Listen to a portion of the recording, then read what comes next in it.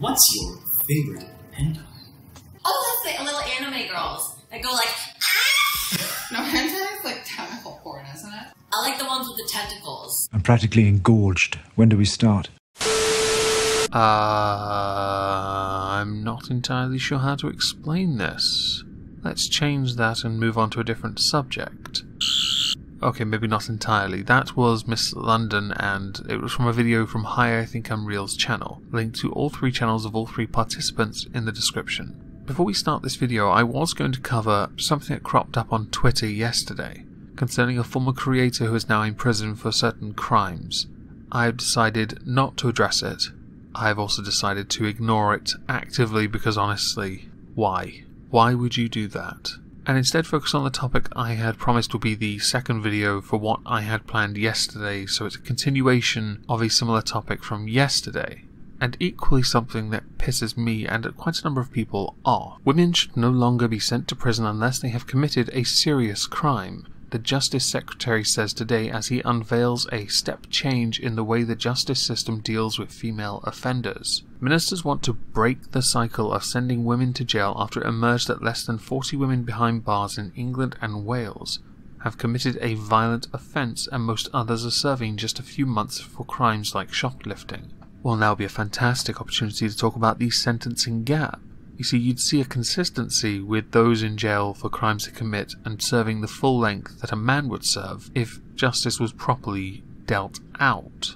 So instead of seeing a few months for crimes like shoplifting, you'd see a few more months for shoplifting. And as time goes by, you're going to notice more and more people coming forward about violent crimes being committed. You will also notice that a number of them are not being sentenced at all because they're female and they have mitigating factors like mental health issues, or they have children, or women, which should just be put under the pigeonholed title of privilege and therefore protected class. David Gok will today announce plans for 5 new residential women's centres where offenders will get help with drug and alcohol problems, educational support and counselling instead of being locked up.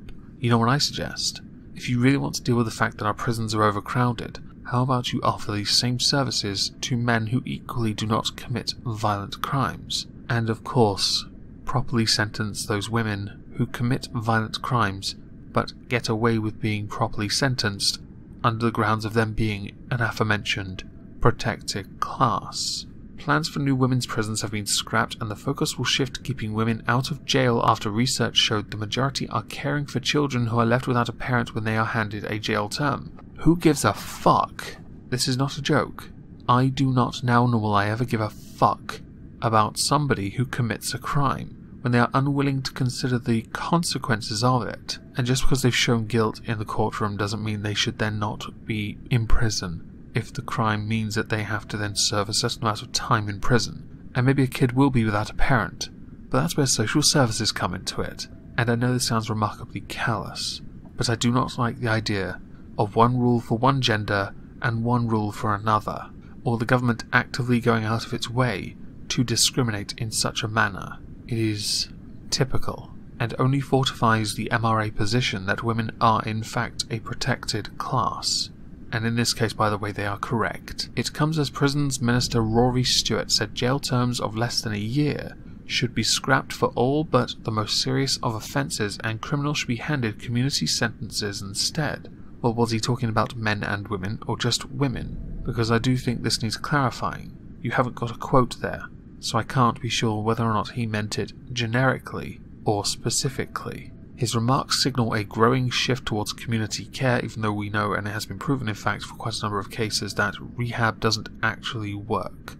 But let's keep on putting money into that pet project, even though it's been debunked many times. Official figures show just 1% of the almost 4,000 women currently behind bars are there for violent offences, while 89% have committed a minor crime. The rest fall somewhere between the two.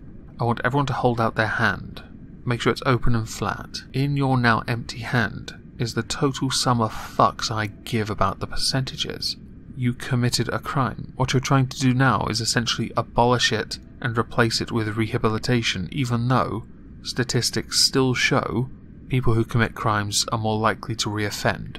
5% of the prison population in England are female, and half of them say they have committed their crime, often shoplifting or similar offences, to support the drug use of someone else, often a male partner.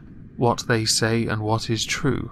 Do I believe a criminal? There may be some fact to it, and I'll agree. But unless it is conclusively proven and shown in the form of a study, I will not believe it, because it came from the mouth of a criminal, therefore it is asserted by a desperate pleb. The other 95% are male, and 3% of them are behind bars because they've committed a violent crime, while 77% are there for minor offences.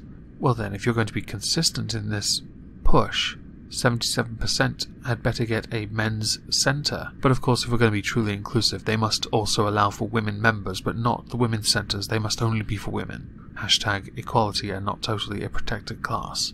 But women have much higher rates of mental health problems in prison. So what? And 60% have experienced domestic violence at some point in their lives. I will concede domestic violence does contribute towards people's mental health. Agreed. However, there is a growing number of male victims. You are ignoring that. Also, you cannot treat one gender as a protected class like this.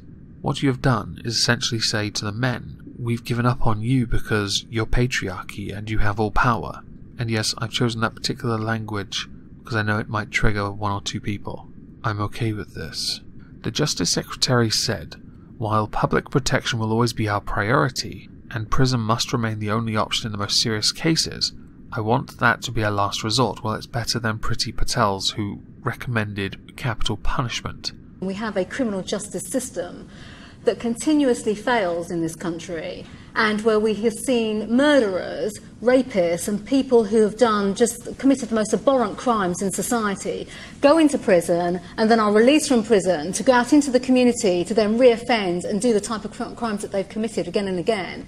I think that's appalling, and actually on that basis alone I would actually support the reintroduction of capital punishment to serve as a deterrent. That's why today we are announcing a step change in our approach to rehabilitating women offenders. We will shift from prisons to women's centres, which focus on the full range of support services, beginning with 5 pilots across England and Wales. I want this strategy to be the start of a shift in attitudes to the way we support female offenders, with greater emphasis on community provision. This ultimately benefits everyone, offenders, their families and the wider community, as we see fewer victims and cut the cost of reoffending. What I see is an increase in injustice. That is what I see. I see an absolute insult to my country. I see more evidence that my country is becoming even more of a joke. And while I agree that certain crimes like shoplifting are not a danger to the public unless they get caught or reach for some made-up weapon, I assume a knife made out of rice, because that's a thing.